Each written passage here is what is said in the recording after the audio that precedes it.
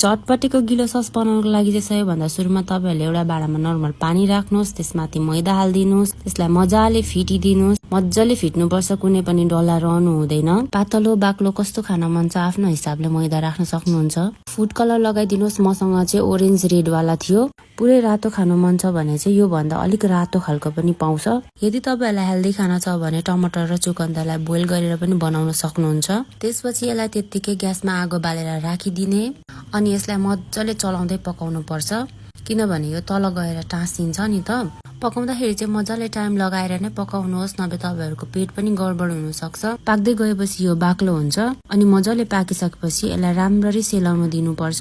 तातो तातै भयो भने चाहिँ अलि मिठो हुँदैन। त्यसपछि त आलु निम्की गिलो चटपटे जे बनाएर खाँदा पनि भयो। मैले चाहिँ आलु निम्की बनाइरहेको छु अनि त्यसलाई मजाले मिक्स गर्ने। मिक्स गरिसकेपछि त के नै छ र गम गम खाने।